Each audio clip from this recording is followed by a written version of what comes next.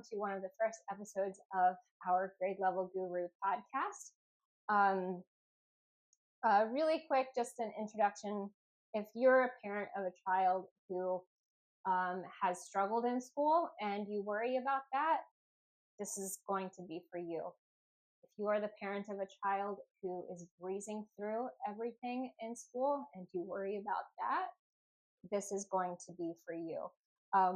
On our podcast, we're going to be talking about everything related to what grade level looks like in every way, shape, and form.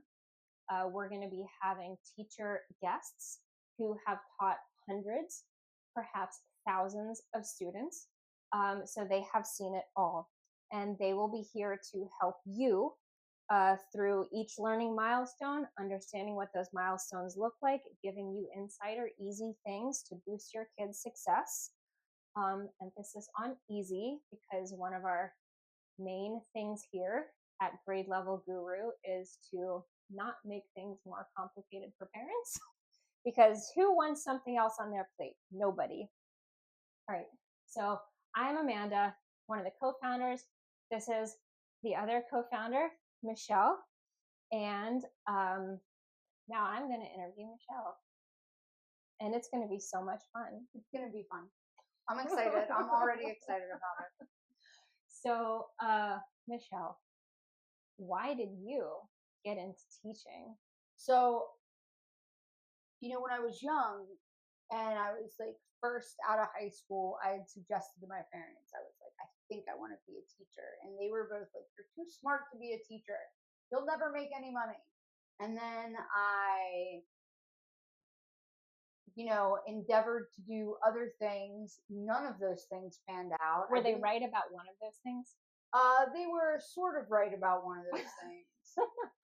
It was, I did want to be a teacher, and that was the thing. And I wish that I'd become one earlier than I did. But what I realized was, throughout any job that I had, I always worked with young people. So I worked with child actors and models in California for a little while, and I loved working with young people. And then I worked on a grant program in Alaska. When we would do workshops in remote Alaskan communities, I would work with the young people. Like, what did they want from safety around their school? And I realized there that I had a calling to influence and impact lives of young people. And I went back to school to be the teacher that my parents didn't want me to become.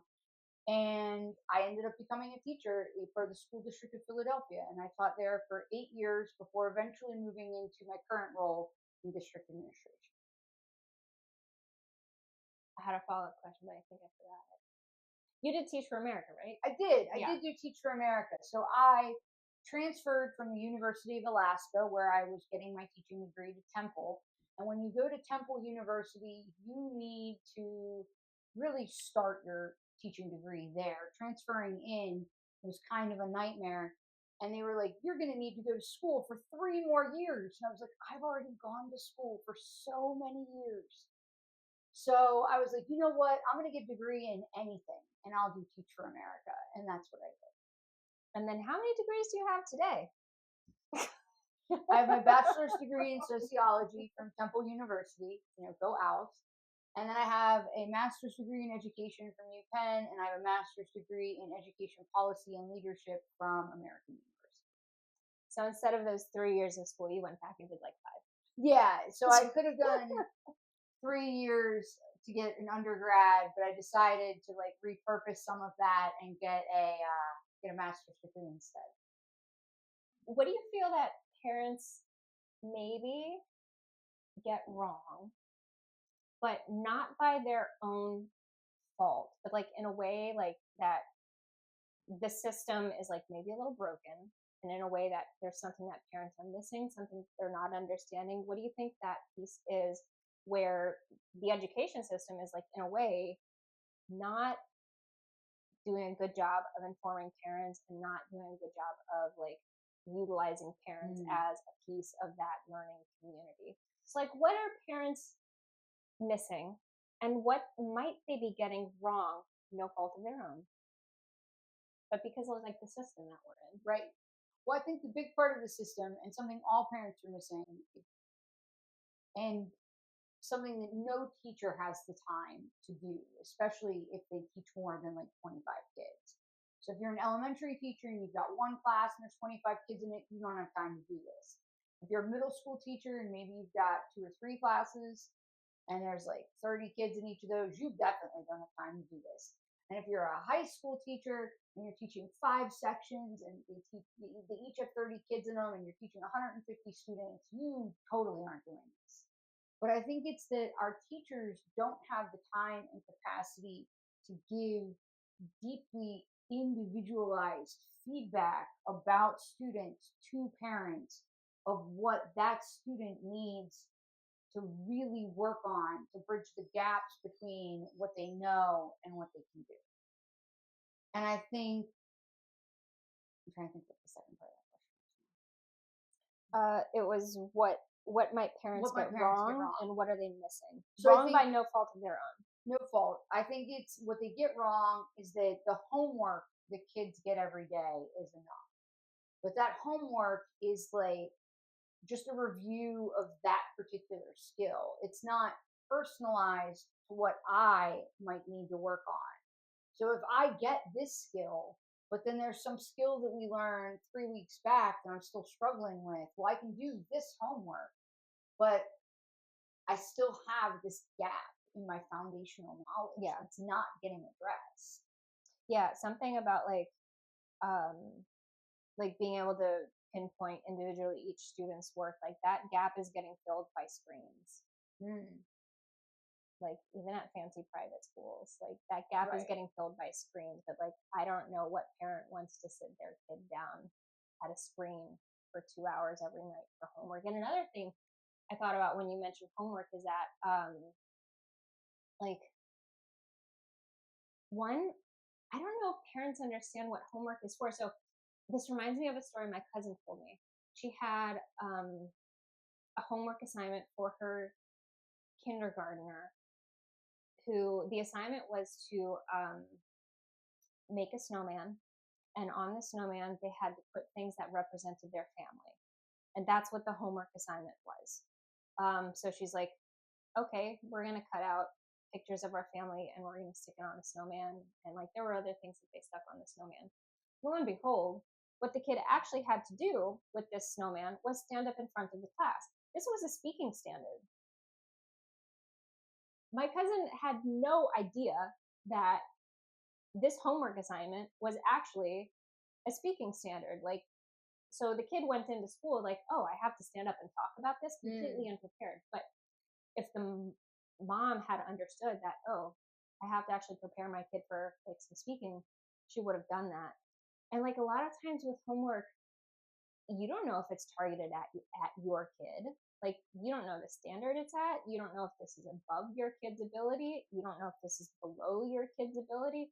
That teacher assigned it to 25 kids. You don't know if it's busy work. Mm-hmm. And yeah, so like I don't know, homework is, it's got its ups and downs. It does. I mean, I think of my own son, right? Like Benjamin is extremely precocious. And for the most part, his homework takes him like 7 minutes to do, which is not that long. But if he has to handwrite something, now it's a fight. It's a huge battle. He hates handwriting. It's not that he hates writing or telling stories, he hates the physical act of writing. And as a result, when he needs to do a lot of writing, he just won't. So frequently his written pieces at school are short. They say he needs more details, he needs more evidence. Oh, but if it were like typed, But if it were typed, it might be different. If it were spoken, it would definitely be different. So this is one of the problems we have. Like I understand what my kid knows he can do, but I don't have a way for him to be able to demonstrate that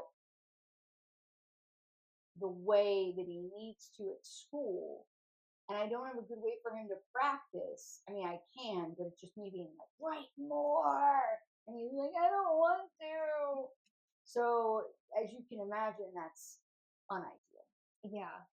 And it's tough because it just like pigeonholes you into like, oh, we've got all of these skills that he could be showing off, but it must be handwritten. So then that's just like a huge non-starter. So homework has its ups and downs. How did you realize parents don't quite know what their kid needs and what their kids are missing? So like, I mean, Yeah. you were a teacher for 10 years, so you Mhm. know exactly what your kid knows and doesn't know. But like, how do you think like a parent could realize that parent that they don't know exactly what their kid needs and like what their kid is missing?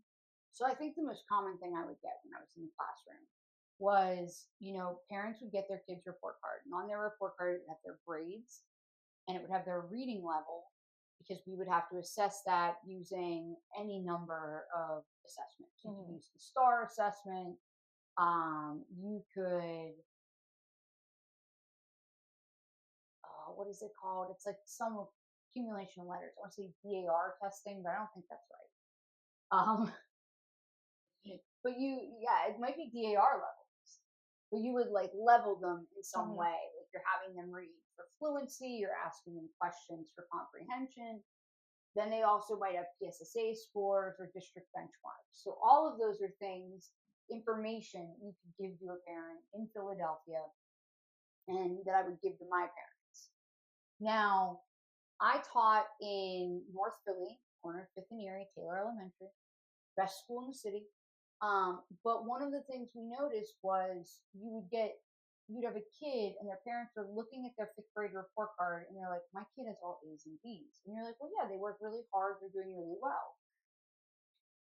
But that same child's reading level might be 2nd grade, 8th month, 3rd grade, 2nd month. So they're behind. They're not doing, but it's something I interviewed Amanda. And one of the things that you talked about in your interview was that, you know, you're doing a lot of accommodating for the kids in your class. So maybe my students struggle with Ben with handwriting. So we're doing an oral assessment and I'm scribing what they say. So I know you can tell me all about the book that I read to you, but that doesn't mean you can read the book on your own and understand it. And that's Mm-hmm. where that gap is. And so then you're trying to explain to their parents, well, these are reflective of their work with my support, but this is reflective of what they can do independently. And then they're like, well, how? If this is what they do independently, then why aren't they doing that in school? It's like, well, because I can't, as a 5th grade teacher, I cannot pick up a 3rd grade text and teach it because I was always a big fan of the saying, you can't rise to low expectations. So, if we're going to up the rigor, at least I can read a rigorous text out Mm-hmm. loud. And then at least you're understanding these more complicated Yeah. themes and you're getting this literature. But I think the big thing is it's that gap, right? It's that gap It's a between, double-edged sword. Teachers end up accommodating the heck out of a lesson just to like not lower the standard. Mhm. So you put a bunch of accommodations on it, but then when it comes to what the student can do independently, there's still a gap between what they can do independently versus what they can do like um, with accommodations. And on a report card, like you said, like you know, there's definitely kids with like straight A's on their report cards, but if you look at their test scores, they're a ninth grader, but on paper they look like a seventh grader, like in a test score, because grades, I mean, they get inflated in dozens of ways. right, right. There's, Yeah. and you're like,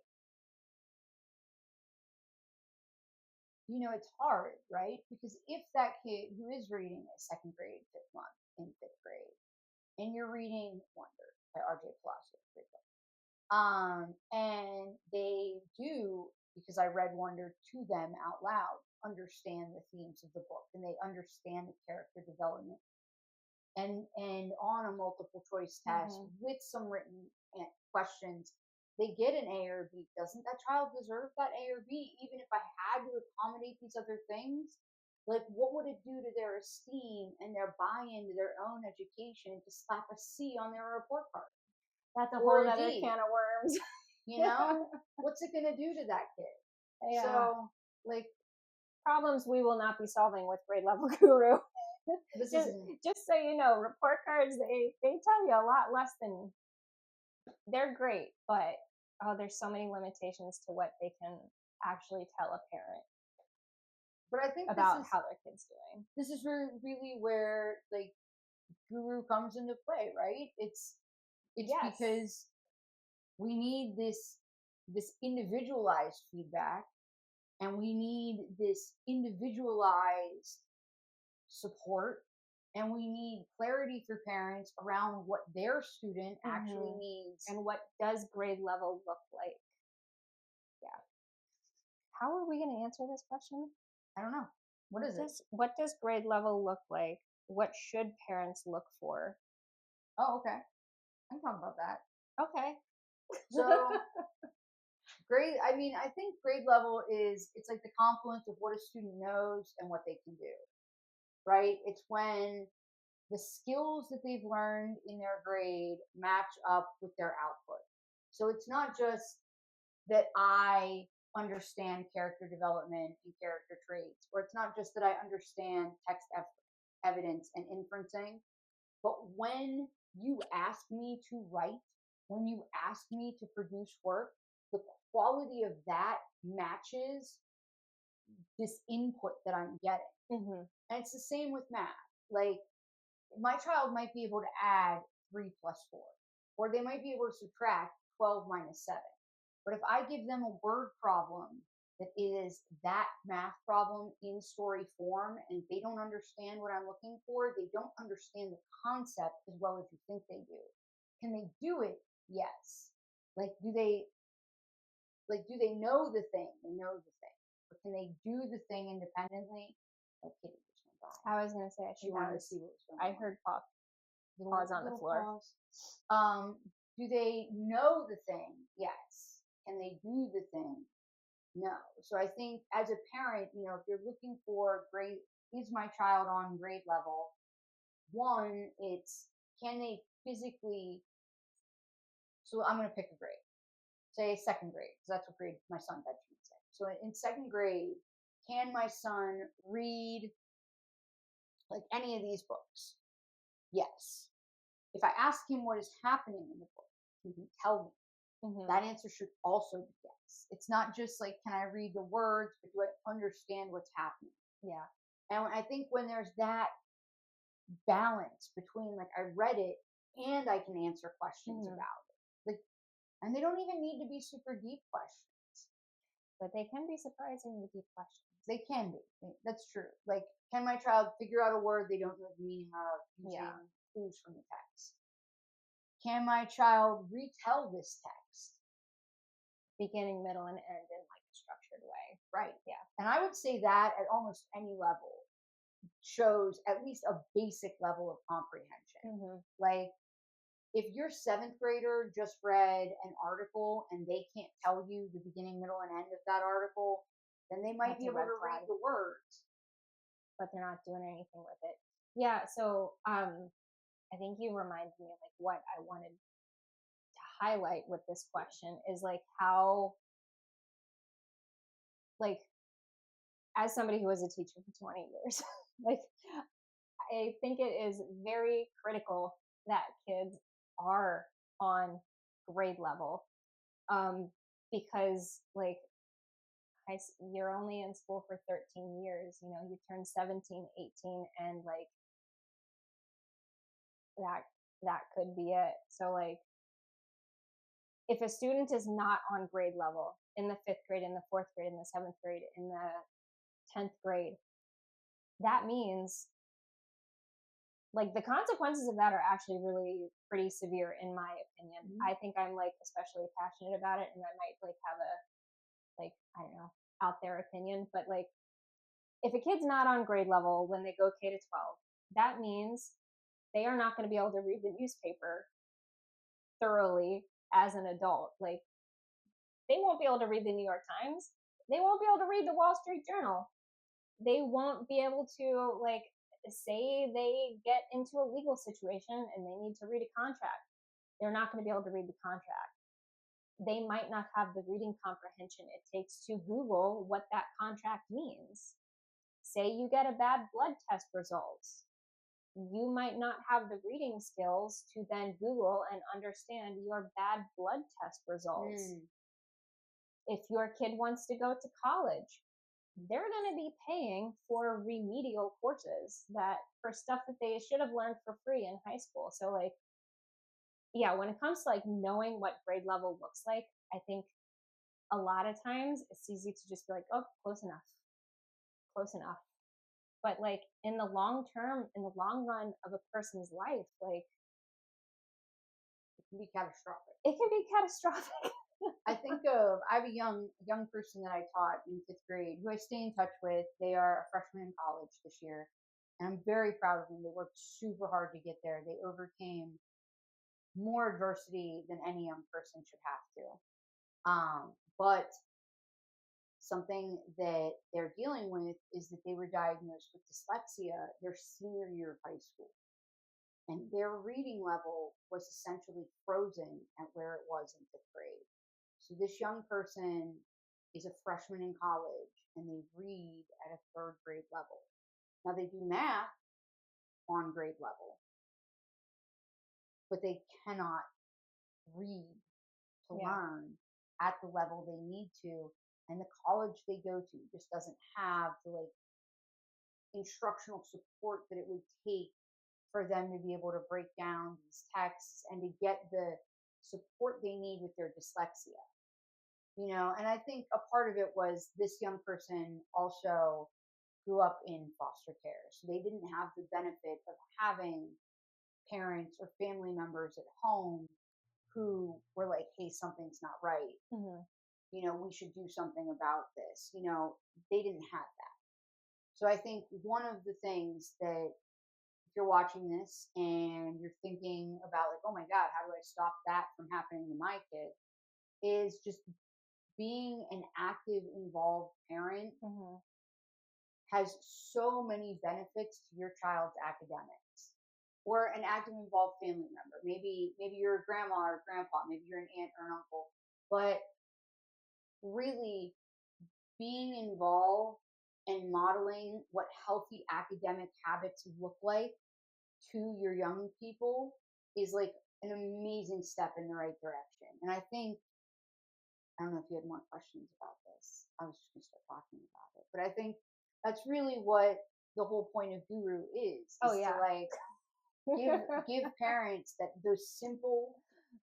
access. This is what your child knows and can do. These are the gaps. This is clear, actionable feedback of what you at home can do to support them. Yeah. And here's something that's going to take you 5 minutes a day to build a habit with your young person around what does talking about your learning look like. Yeah, like to make a metaphor about the situation, it's kind of like, if you take a kid to a dentist and they've got like 3 cavities, you're like, oh my gosh, we have to start brushing our teeth better and like get some mouthwash. Or like if you take your kid for like their first blood test or something, and like, I don't know, their cholesterol's high. No kid's gonna have high cholesterol, but you get the idea, and you're like, oh my gosh, I've got to do something about this cholesterol. Like, grade level is the same thing. Like if you have a 5th grader and they're on a 3rd grade level, or I had so many 9th graders on like low levels. It's like, oh my gosh, why didn't somebody freak out about this? It's like, this is actually really serious. Like what if this kid is never able to read a complex news article? Like what if this kid like buys a house and they can't read the contract that they're signing? Or like, yeah, math stuff too. I taught English, but math stuff too. I taught math. I taught all the subjects, but math is my favorite. Like understanding compound interest and stuff, like, I don't know. But yeah, I really do think like if a kid is below grade level, like somebody should kind of be freaking out and really making sure that they're getting the education that they are entitled to. Like it's a freaking civil right, and it's our responsibility. Yeah. Okay, so what can a parent do So like if you're a parent and you're kind of like, oh, maybe I'm worried, or maybe school is too easy for my kid, or maybe like this thing is too hard.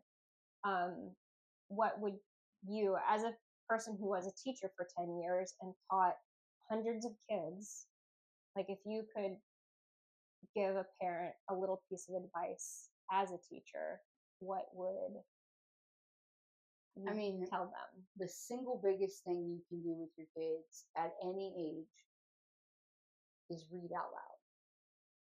That's, I can't stress enough how daily reading and building a habit around reading every day benefits young people, because that's really, particularly for kids entering school, one of the biggest differences in the lower grades is the vocabulary that a kid comes to The school million with. word gap. Yes. The million word gap. It's a lot of words, guys. And that's the difference in a kid who is talked at and a kid who is talked to. That difference between them and a kid who's talked with. So it's, if And like you, read to. and read to, because really it's the reading and having conversations about what you're reading, because that really, it builds their vocabulary. Word exposure. It's the words they're exposed to. It's the novel concepts and ideas. It builds their imagination. It helps them learn what good reading sounds like. You know, when you read and you're varying your pace and you're varying the pitch in your voice and you're trying, you know, you might not be perfect at it, but maybe you're making like funny voices for the different characters in the story. All of those things make your child a better reader. Not just a better reader, but a better thinker. Mm-hmm. And that's really what we want to build. Like when you're talking about being able to read a contract, you know, like I tell this story sometimes. In my academic career, I've taken one class where I was like, oh God, this is really hard. And it was my economics and education course for my second master's at American. And I would read and I would be like, I didn't understand any of that. And I would have to read it again. And that never happened to me before. It's like, oh my God, is this what learning is like for some people? No wonder they hate it. Like if I read something twice and I couldn't understand it either time, like I wanted to give up. If it weren't for the insane amount of money that a master's degree costs, I probably would have. But I persevered. It was an economics class. It was an economics and education class. And I have a cousin who teaches economics. Shout out to my cousin Michael, Westchester University. But background knowledge. I had no background knowledge. It was killing me. And so I think of, you know, for students who that's the case, they read through something and they don't know, what strategies do you lean on to make sense of that thing you didn't know? So oh my gosh. Like I have really good reading strategies. You know what? This makes me think of a kid going to kindergarten who's never really been read to. They probably feel the same way. They do. Why is this so hard? Like, what is like what? Yeah, like being bombarded with so many books all the time. That the million word gap is a real thing. Yeah, and I mean it's everything from your stamina, it's your problem solving, your critical thinking. All of those skills you can start building them with your children right now, no matter how old your child, is. Is your kid 4? Great. Is your kid 7? Great. Is your kid 13? Doesn't matter. It starts. You can start it at any age. But you got to start. Yeah. It's like brushing your teeth. You know, it's like if you haven't been doing it up to this point, that's fine. But start today. Yeah, you might have cavities, but you know what? The next dentist visit can be better. It can be. It can be. And that kind of gets at the heart of like what we're trying to build is, you know, like right now we can tell a parent like, oh, you got to read with your kid. But, you know, like we're making a lot of stuff on YouTube and Instagram that is going to like, you know, so you can not just read with your kid, but like read almost like a teacher with your kid and like know exactly what the critical thinking looks like and know what questions to ask and like know what your kid should be learning and like what it looks like when they learn that. yeah, so we're really trying to make Grade Level Guru the place where parents go to know what grade level looks like. I've been putting that slogan on things. I don't know if that's our slogan yet. I think We'll it decide. is. I think it is. I feel like it is. And check us out on Instagram. We are working very hard to make child-friendly content with my son Ben. Does an amazing job reading and answering questions about the text. And we model that for you so that you know, if you're reading with your kid and you're like, what kind of questions could I be asking? We've got some great content on Instagram that'll tell you exactly what types of questions you could be asking. So Yes. follow us on Instagram at Grade Level Guru. I think we did it. I think we did. Did we do it? Like and subscribe. Like, subscribe, share. Share.